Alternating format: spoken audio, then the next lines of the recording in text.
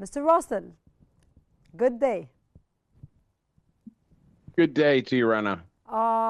Sir, how has the claim of preservation of 400 kilograms of enriched uranium reshaped Iran's domestic balance between regime survival and revolutionary defiance?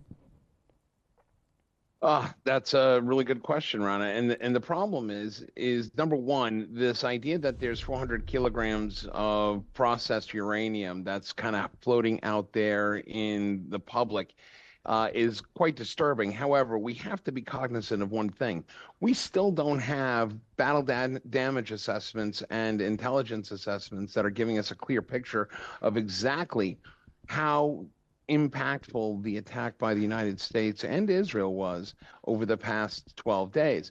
So that being the case, there's still a lot of unknowns. So before we start getting into, either fear or, a victory lap, we have to really look at what the intelligence is going to stay over the next few days because we don't have an answer. That being said, to the second part of your question, there's a real situation going on in Iran, and it's a little bit of nationalism in support of Iran. We're seeing a lot of protests in the streets of Tehran and the outlying areas that are saying, look, we're not going to take this standing down. We're proud Iranians and we're proud of our country. You don't just come in here and attack us without there being a vocal response. At the same time, though, what we've seen over the past few years, and especially now, is there's a little bit of a softening of the support for the clerical regime under Ayatollah Khamenei.